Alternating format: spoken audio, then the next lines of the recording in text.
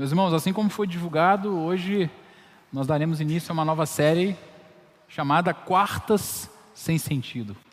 Talvez, ao ter contato com a divulgação no domingo, quando você estava aqui e ouviu, sendo divulgado no Ibar Acontece, você tenha achado esse título sem sentido. Mas eu te garanto que, a partir de hoje, você vai começar a entender qual é a nossa proposta com essa série. Nós vamos tomar como texto base o livro de Eclesiastes. Não sei quantos aqui já tiveram o privilégio de ler esse livro. Esse livro é considerado por muitos como o livro mais ácido da Bíblia. Eclesiastes, inclusive, traz consigo alguns desafios interpretativos e, por conta disso, muitas vezes ele é mal compreendido. E, com certeza, Eclesiastes é um dos livros mais polêmicos da Bíblia. E muitos pensadores, muitos teólogos, muitos estudiosos vão confirmar, vão fazer esse tipo de afirmação. Walter Kaiser Jr., por exemplo, um importante teólogo e comentarista bíblico, ele diz que nenhum livro da Bíblia é tão difamado e mal interpretado quanto Eclesiastes. Nesse mesmo sentido, o pastor Hernandes Dias Lopes diz que a avaliação mais frequente do livro se resume a termos negativos como niilista, pessimista, fatalista, cético, cínico, materialista, experimental e assim por diante. Já o poeta e tradutor Haroldo de Campos, que fez uma tradução do livro de Eclesiastes, ele definiu o livro de Eclesiastes como um livro estranho. Isso, meus irmãos, é só para citar alguns exemplos, Isso nos mostra o porquê, muitas vezes, Eclesiastes não é tão usado em pregações, não é tão usado em estudos, em sermões. Mas assim como diz o apóstolo Paulo, em 1 Timóteo 3,16, toda a Escritura é inspirada por Deus e útil para o ensino, para a repreensão, para a correção, para a educação na justiça, a fim de que o homem de Deus seja perfeito e perfeitamente habilitado para toda boa obra. Sendo assim, Eclesiastes é um livro que merece o nosso foco. É um livro que merece a nossa atenção, pois com certeza, se nós o lermos da maneira correta e contarmos com a iluminação do Espírito Santo de Deus, nós vamos obter grandes ensinamentos. Então, vamos em primeiro lugar fazer a leitura do nosso texto base de hoje, que se encontra no primeiro capítulo de Eclesiastes, capítulo 1, nós vamos ler do verso 1 ao verso 18. Diz assim então a palavra de Deus, Eclesiastes capítulo 1. Palavras do pregador, filho de Davi, rei de Jerusalém. Vaidade de vaidades, diz o pregador. Vaidade de vaidades, tudo é vaidade. Que proveito alguém tem de todo o seu trabalho com que se afadiga debaixo do sol? Geração vai e geração vem, mas a terra permanece para sempre. O sol se levanta e o sol se põe e volta ao seu lugar, onde nasce de novo.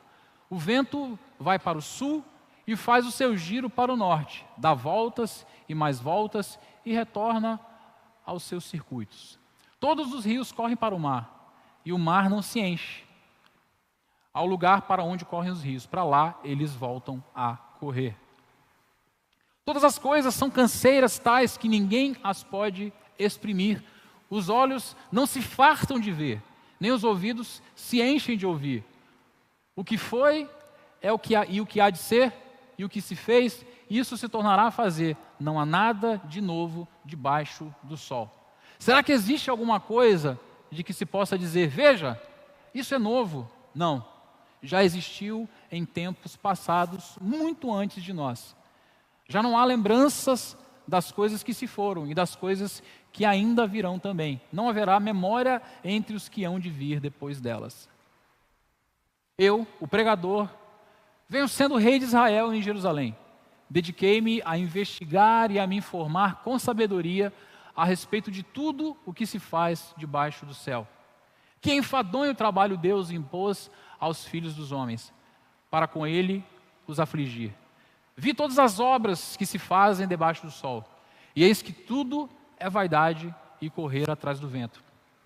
Aquilo que é torto não pode ser endireitado, e o que falta não pode ser contado.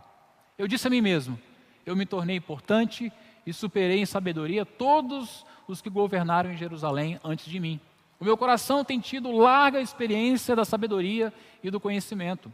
Assim procurei conhecer sabedoria e saber o que é tolice e a falta de juízo, mas descobri que também isto é correr atrás do vento. Porque na muita sabedoria há muito enfado. E quem aumenta o seu conhecimento, aumenta também a sua dor. Meus irmãos, antes de começarmos a refletir sobre o que nós acabamos de ler, é importante nós falarmos um pouco sobre o contexto histórico do livro de Eclesiastes. Em primeiro lugar, sobre o autor. Apesar de não haver uma identificação clara, o ponto de vista tradicional é que o rei Salomão escreveu o livro de Eclesiastes já no final de sua vida. Porém, muitos estudiosos questionam a autoria salomônica, né? Ou seja, muitos acreditam que não foi Salomão que escreveu o livro de Eclesiastes. E sugerem que uma outra pessoa desconhecida escreveu o livro num período posterior, né? Porém, isso também não muda o fato de que o livro é um livro inspirado por Deus. Isso é o mais importante. Mas por questões didáticas e para facilitar a nossa caminhada no decorrer da série, nós vamos partir do pressuposto de que Salomão é o autor de Eclesiastes, por conta de algumas citações que o próprio autor faz acerca de si mesmo no decorrer do livro, como filho de Davi, alguém que teve muitas riquezas, alguém que teve muitas mulheres, que foi considerado um homem muito sábio e que experimentou muitas conquistas pessoais. E outro ponto importante de se observar é que o autor se auto-identifica como Kohelet, que no hebraico tem o sentido de pregador. O sentido primário da palavra Kohelet é pregador, ou aquele que fala perante uma assembleia. E assembleia, em grego, é eclesia, de onde surge o título do livro Eclesiastes. Talvez você não saiba disso, mas o livro foi escrito em hebraico, mas o título do livro está em grego, vem do grego. E uma observação importante, não confunda Eclesiastes com Eclesiástico. São dois livros diferentes. Os alunos aqui da minha sala da EBD, da EBD do Cício também, têm estudado sobre isso. O livro de Eclesiastes faz parte da nossa Bíblia protestante. É um livro canônico.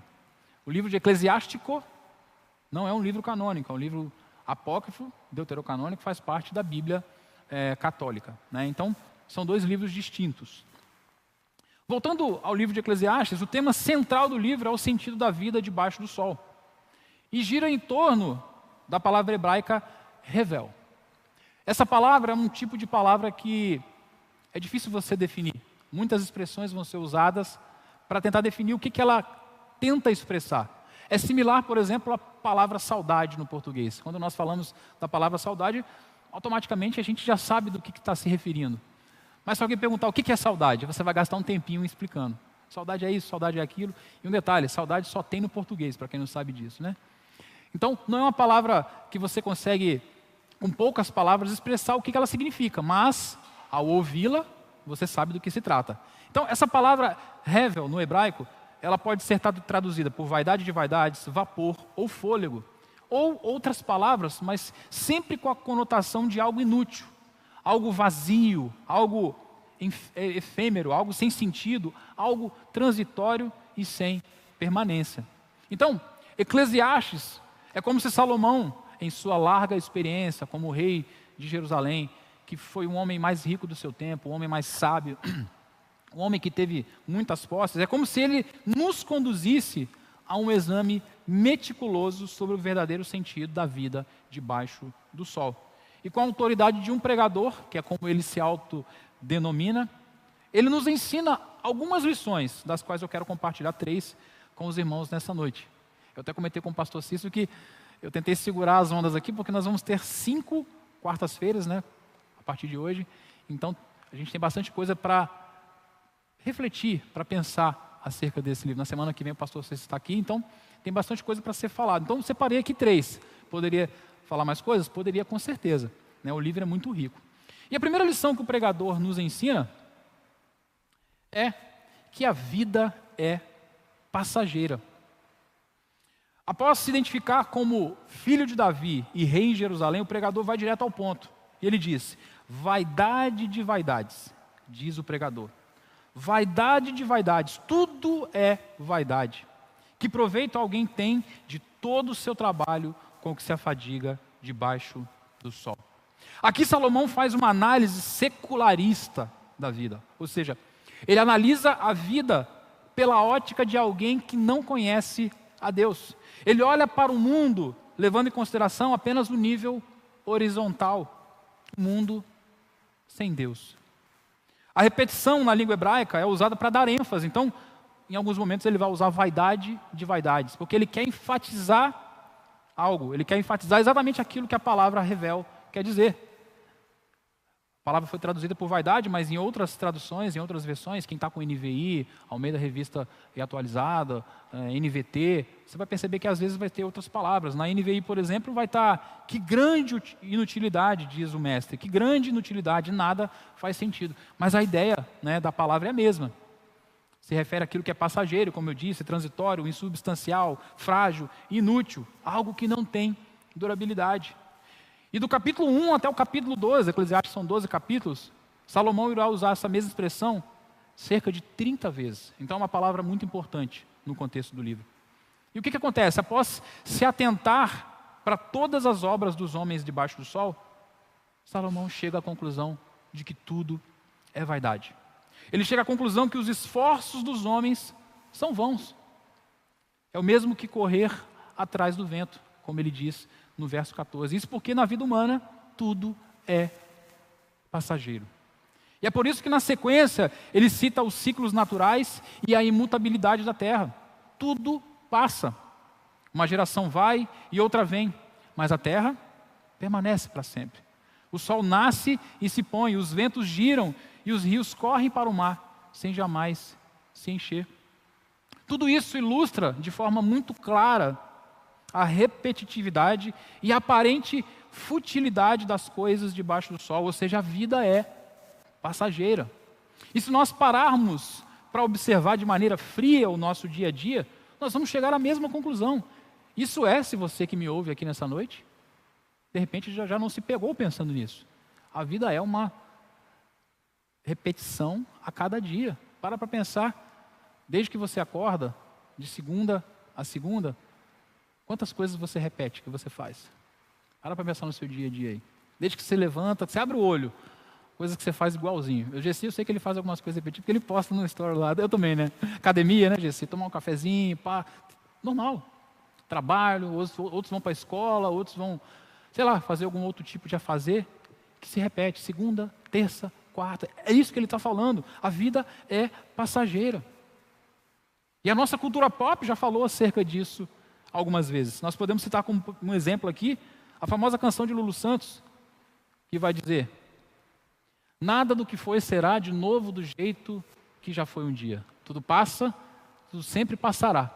A vida vem em ondas como o mar, no indo e vindo infinito. Tudo que se vê não é igual ao que a gente viu há um segundo. Tudo muda o tempo todo no mundo. Talvez você achava que isso veio da cabeça do Lulu Santos, né? Mas o Lulu Santos se inspirou muito provavelmente em Eclesiastes. Ele praticamente repete com outras palavras o que Salomão acabou de dizer aqui. E é algo que nós percebemos. Nós podemos olhar para o dia a dia e perceber. Todos nós sabemos o ciclo biológico. Qual é o ciclo biológico? Nascer, crescer, reproduzir e morrer. É o ciclo da vida. E no meio tempo disso, nós fazemos uma série de coisas que são passageiras, que são vaidade. É isso que Salomão está falando aqui. E o esforço dele é de tentar nos mostrar que toda e qualquer coisa que o ser humano tente se agarrar neste mundo, como se fosse algo eterno, em algum momento se esvairá por entre as suas mãos, porque não é algo permanente. O esforço de Salomão aqui é de nos mostrar que se nós olharmos para a vida sem a perspectiva de Deus, perceberemos um mundo em um completo caos, um mundo destituído de sentido. Aliás, a conclusão que muitos ateus chegam é exatamente essa, porque eles excluem Deus da jogada, excluem Deus da narrativa, da história, e olham, assim como Salomão está descrevendo, aí eles vão chegar à mesma conclusão: a vida é só uma consecutiva repetição de coisas. Tudo é passageiro. Por isso que o Hernando Dias Lopes fala na introdução lá que uma das definições do livro de Eclesiastes é que ele é niilista. Niilista daí traz a ideia de que não acredita que há uma vida metafísica, algo depois disso aqui. A gente morreu, acabou. Tem essa repetição de coisas aqui que a gente faz, a gente nasce, cresce, reproduz e morre, e depois acabou. É nada. Muitos, quando excluem Deus da jogada, vão chegar exatamente a essa conclusão. E Salomão está tentando exatamente nos mostrar isso. E nada nos trará felicidade permanente, nem o trabalho, nem a sabedoria, nem os prazeres. Salomão vai falar isso no decorrer do livro. Muitas pessoas colocam no seu trabalho a esperança, acham que aquilo vai trazer segurança, que aquilo vai trazer paz, que aquilo vai trazer felicidade, mas não. Muitos quebram a cara por conta disso. Outros vão achar que é a sabedoria, é o conhecimento, é o estudo. E Salomão condena isso também. Uns equivocadamente vão usar inclusive essa fala de Salomão para dizer que Salomão é contra o conhecimento. E não, Salomão foi, lembramos que ele foi considerado o homem mais sábio de sua época, inclusive é ele que pede a Deus sabedoria. Mas o que ele está querendo dizer é que essa sabedoria dissociada de Deus, essa sabedoria de Deus, fora de Deus, sem Deus, ela é uma sabedoria que é puro vapor, que é passageira. Que daqui a pouco a pessoa morre e nada fica. É isso que ele está querendo dizer aqui. E a mesma coisa os prazeres. Tem muita gente que vai colocar os seus anseios, a sua, como é que eu diria, a sua vida, a sua paz, a sua esperança nos prazeres. Vão viver a sua vida como se o que importasse mais é ter prazer. E talvez nesse momento você esteja pensando assim, poxa, mas pessimista isso, né? Pessimista pra caramba ler isso. E eu te digo, sim, é bem pessimista, mas essa é a realidade da vida debaixo do sol. A vida debaixo do sol tem essa realidade, é uma realidade pessimista. Só que não para por aí, porque essa característica da vida passageira nos leva à segunda lição que o pregador nos ensina. A vida é frustrante e repetitiva. Quem está com o texto aberto aí, repare que dos versos 8 ao verso 11, Salomão irá usar expressões que enfatizam o aspecto frustrante e repetitivo da vida. No verso 8, ele vai fazer dois destaques. Em primeiro lugar, a insatisfação dos olhos. Meus irmãos, já repararam que os nossos olhos são insaciáveis? A gente não cansa de ver. Ele está exatamente enfatizando isso. Por mais que nós tenhamos contato com coisas belas, com paisagens, com imagens, com cenários belos, nós nunca ficamos satisfeitos. Eu vejo algumas fotos que o Gessi posta lá da praia, que ele vai bem cedinho para a praia. Eu vi o seu clipe, inclusive, muito, muito legal, parabéns. Tá? Aquelas imagens lá, você deve ter acordado muito cedo para pegar aquilo ali. É bonito pra caramba. Mas, Gessi, quando você vê aquilo na segunda, na terça, você perdeu a vontade de ver de novo? Aí você vai na terça, aí na quarta você não quer ver de novo porque você foi segunda. É assim, porque os nossos olhos são insaciáveis. A gente sempre quer ver mais. A gente não se cansa. Por mais que nós vejamos filmes, seriados e reportagens, sempre queremos mais. A Netflix e a Prime Video que o digam. A gente acaba de ver uma série, a gente procura outra. A gente não se satisfaz, a gente quer outra. Será que tem outra que é tão legal contra aquela? E aí, o que você está assistindo? A gente às vezes se pergunta, pergunta um para o outro. Continuamos a ver hoje o que já vimos ontem e o que veremos amanhã. E sempre queremos mais, sempre queremos novidades. Hoje a neurociência até explica isso de maneira científica. O nosso cérebro, há uma liberação de dopamina quando nós temos contato com determinadas coisas que nos trazem prazer, que nos interessam, e é por isso há a explicação científica por trás. Mas está relacionado com isso, a insatisfação dos olhos. E é isso que Salomão está falando aqui. Mas em segundo lugar, ele destaca também a insatisfação dos ouvidos. Os nossos ouvidos também não se satisfazem. Estamos sempre procurando ouvir algo novo. Uma música nova, como a que o Gessi lançou. Um novo estilo musical. Um novo cantor, uma nova cantora, uma nova banda. A gente que é músico está sempre procurando. Se bem que, essa semana eu estava conversando com um amigo meu, eu falei que eu sou bem old school. Old school é a escola antiga, traduzindo literalmente. Ou seja, a gente acaba sempre ouvindo as mesmas coisas, né, Cício? Sempre as mesmas bandas. A gente até ouve algumas coisas novas, mas a gente acaba voltando lá atrás. Mas a gente tem essa necessidade de ouvir algo novo. A gente tem necessidade, por exemplo, de ouvir um novo elogio. Quem não gosta de ser elogiado? Se falar que não gosta, está mentindo, porque todo mundo gosta. Todo mundo gosta de um reconhecimento. Você fez alguma coisa e a pessoa, parabéns. Parabéns pelo trabalho que você fez. Queremos ouvir que nós somos amados. Queremos ouvir que nós somos importantes. Então o ouvido também não se sacia. Aliás, esses elementos são muito importantes dentro de um relacionamento. Quer seja de amigos, ou no relacionamento dentro de um casamento, dentro de um namoro. Você pode ser casado há 50 anos, mas é importante você falar para o seu cônjuge que você o ama. É importante você falar para ele o quanto ele é importante para você, o quanto ela é importante para você. Porque os nossos ouvidos também não se saciam. Queremos ouvir as ondas do mar, o canto dos pássaros e por aí vai, mas nunca nos satisfazemos.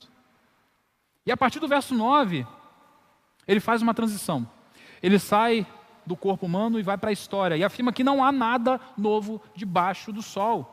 Por mais que as coisas aparentemente mudem de uma geração para outra, nós vivemos um ciclo repetitivo. Quer ver? Nascimento, morte, celebração, choro, conquistas, perdas, paz, guerra, casamentos, divórcios, acordos e conflitos, esperança e desespero.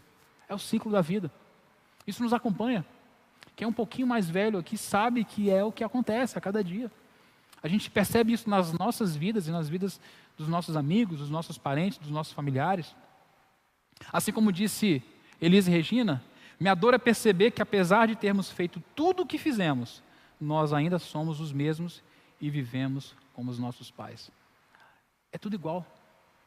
Tudo é frustrante e repetitivo. Isso mostra que nós temos que lidar com as mesmas frustrações das gerações passadas. É tudo igual. Às vezes a gente tem uma mania de achar que a nossa geração é diferentona e que a geração passada era atrasada e tal. Nada, é tudo igual. Só muda de roupa, só muda de penteado. E às vezes nem tanto. Às vezes algumas modas são cíclicas, né, e acabam voltando e se repetindo. Temos que lidar com as mesmas frustrações, os mesmos desejos, porque não há nada de novo debaixo do sol. E assim como está no verso 10, por mais que alguém diga, veja, isso é novo, podemos responder com absoluta segurança, não. Já existiu em tempos passados muito antes de nós. E eu até te convido a fazer esse exercício. Você pensar se realmente tem alguma coisa que é tão nova. Você vai perceber que não. É apenas o que já aconteceu, o que já passou de uma forma diferente, apresentada de uma forma diferente, com uma roupagem diferente. E é por isso que a vida é frustrante e repetitiva. E tudo que nós vivemos chegará um tempo que não será lembrado pelas próximas gerações. Aliás, se você tiver sorte, meu irmão, minha irmã, se você tiver sorte, você será, depois de alguns anos, apenas uma lembrança e uma foto antiga de família. Porque alguns nem essa sorte têm. Quando eu digo uma lembrança, uma foto antiga de família, aquela lembrança quando está tendo um álbum de família, e fala assim, quem foi esse aqui? Esse aqui foi o fulano, que era tio do não sei quem, primo do não sei quem, neto do não sei quem. E o que mais? Mãe. O que mais? Pai. Não sei. Eu sei que é isso. Ele casou com quem? Também não sei. Ele morava onde? Também não sei. Eu sei que ele é um parente nosso. Você já deve ter passado por uma situação tipo essa. Isso acontece porque assim é a vida debaixo do sol. E talvez você chegue no final desse segundo ponto, já meio desanimado, pensando, caramba, que mensagem pessimista, que pregação pessimista. Eu vim aqui na quarta-feira para ouvir uma mensagem pessimista dessa. E assim como eu disse no final do primeiro ponto, sim, é verdade. Mas essa é a realidade debaixo do sol. Porém, essa não é a última lição que o pregador nos dá neste capítulo. O pregador também nos ensina que a vida só faz sentido diante de Deus. Meus irmãos, não sei quem aqui já ouviu falar, quem conhece, mas existe um artista plástico francês chamado Bernard Pras. Quem já ouviu falar no Bernard Pras? Acho que talvez você já tenha visto alguma coisa, algum vídeo, alguma divulgação dele na internet. Como é francês o nome, então às vezes a gente acaba se esquecendo, né? Esse artista plástico, ele trabalha de uma maneira um pouco diferente em suas obras. Ele se propõe a dar ordem e uma visão artística a objetos que muitas vezes nós consideramos como lixo.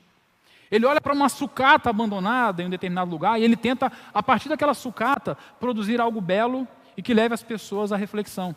Em uma de suas obras, por exemplo, as sucatas estão organizadas de uma forma que, se você olhar lateralmente, ou seja, se você olhar de lado, você não vê nada além de sucata e lixo. Você só vai ver isso, sucata e lixo. Tudo que você vê é caos e desordem. Mas com a intenção de ajudar os visitantes da galeria, onde ele geralmente expõe as suas artes, e a intenção dele é de ajudar as pessoas a enxergar a sua visão da sucata, ele coloca na frente da obra um pequeno quadrado, para que as pessoas deem a volta e olhem aquela sucata pela perspectiva daquele pequeno quadrado. E quando nós olhamos a sucata através desse quadrado, nós vemos uma obra de arte. Nós vemos organização, nós vemos beleza, nós vemos cores. E eu não poderia falar dessa obra de arte sem mostrar para os irmãos.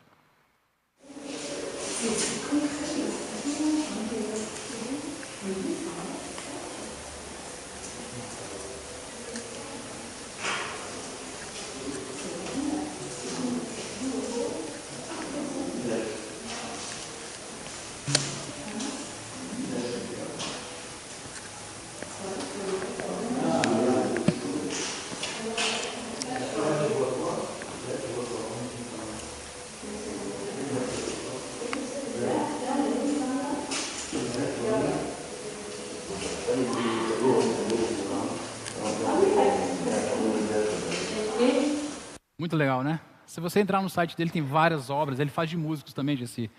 O rosto do Jimi Hendrix, Bob Marley. É muito legal e todas as obras são feitas com sucata nessa ideia, né? Nessa perspectiva. Mas talvez nesse momento você está pensando assim, o que isso tem a ver com a mensagem? Por que o pastor Ricardo trouxe isso? Uma pergunta que muitos estão pensando, né? Estão tendo nesse momento. E eu te explico. Para encontrar propósito em algo aparentemente sem sentido, é necessário uma mudança de perspectiva. Eu vou repetir. Para encontrar propósito em algo aparentemente sem sentido, é necessário uma mudança de perspectiva.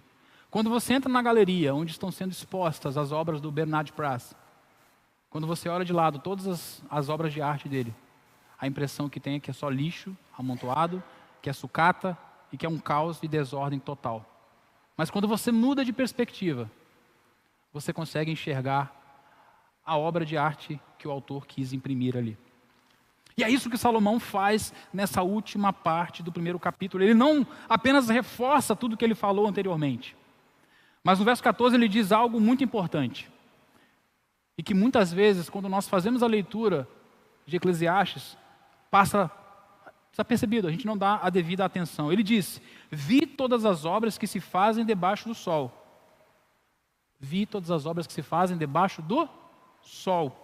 A expressão debaixo do sol no mundo antigo significava aquilo que estava no nível dos afazeres humanos.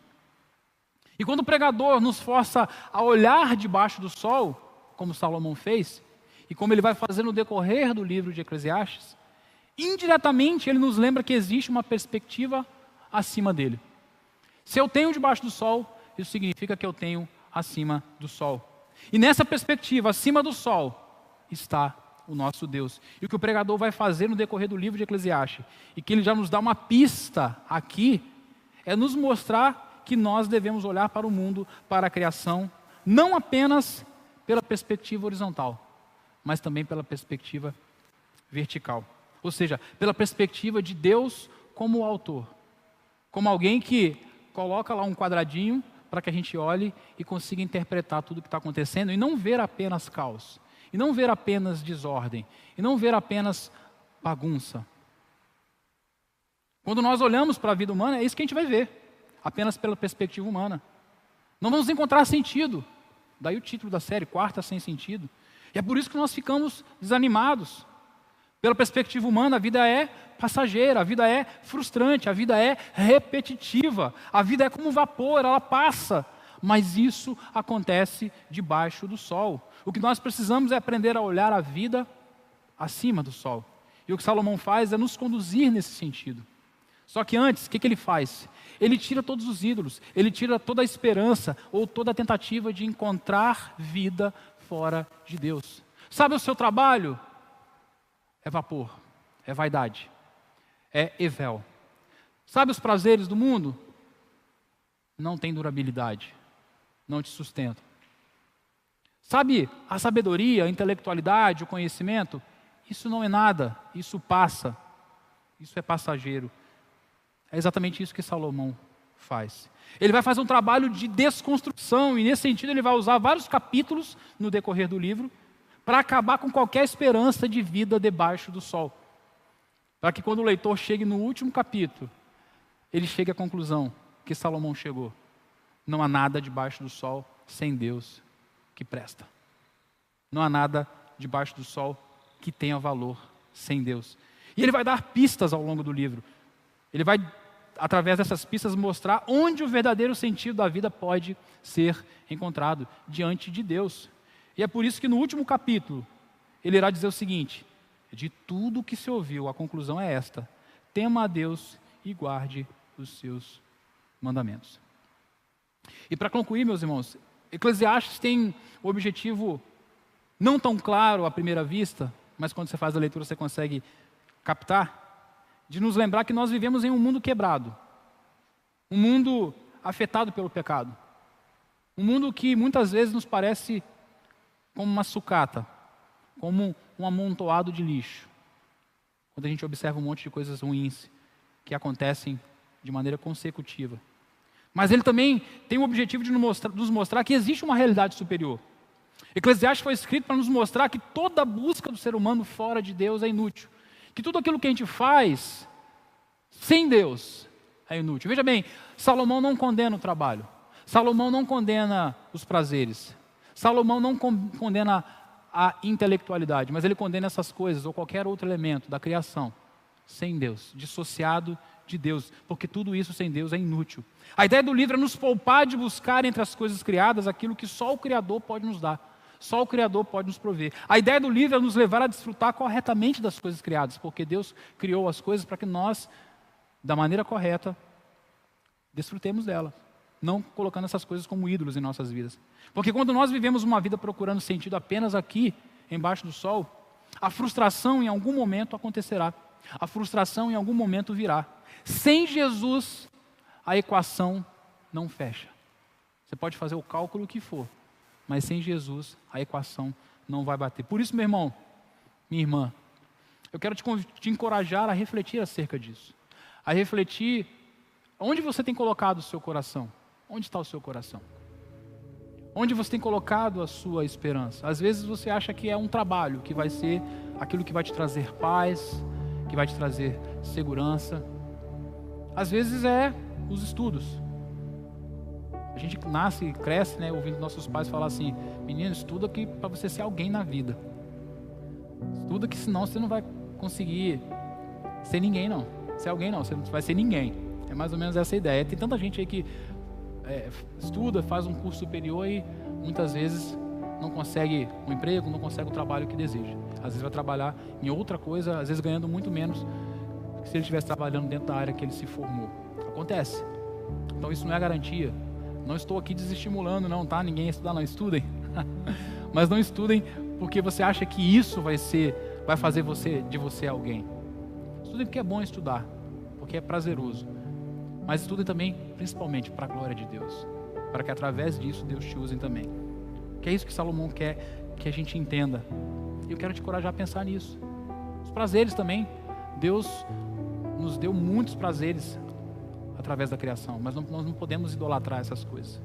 Eu quero te encorajar a buscar sentido, propósito e significado além das vaidades e dos ciclos da vida. Eu quero te encorajar a se esforçar para buscar satisfação e direção em Deus e em sua vontade. Não é fácil e eu sei disso, porque eu também passo por isso. Nós somos tentados a cada dia a buscar prazeres nas coisas terrenas. Mas o que a gente está aprendendo a partir de hoje é olhar por outra perspectiva, é olhar pela perspectiva de Deus. Quando nós olhamos pela perspectiva de Deus, tudo se mostra diferente. Amém? Eu quero te convidar a se colocar de pé. Quero te convidar a orar. Eu vou orar por mim, por nós, e na sequência estarei impetrando a bênção pastoral também. Pai, nós te agradecemos, Senhor, pela tua palavra. Obrigado, Pai, porque através dela o Senhor nos ensina, o Senhor nos corrige, o Senhor nos instrui, assim como foi dito aqui no texto de 1 Timóteo que nós lemos no começo.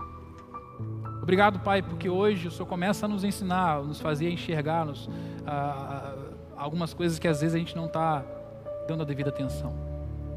Ou às vezes o Senhor nos leva através dessa mensagem a lembrar que não vamos encontrar, Senhor Deus, paz verdadeira, não vamos encontrar segurança, não vamos encontrar salvação ou qualquer algo de bom dissociado do Senhor. Que o Senhor nos leve, Deus, a cada vez mais a refletir sobre os nossos desejos, sobre os nossos anseios, sobre os nossos prazeres e ver o quanto eles estão afinados com a tua vontade. Que o teu Espírito Santo nos conduza nesse sentido e que o Senhor nos leve a cada vez mais a nos alinharmos com a tua vontade.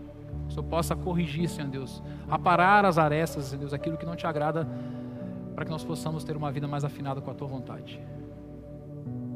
E agora, que a graça soberana de Jesus, que o amor de Deus nosso Pai e as doces consolações do Santo Espírito de Deus seja com essa igreja e com toda a igreja de Cristo espalhada pela face da terra, em nome de Jesus. Amém.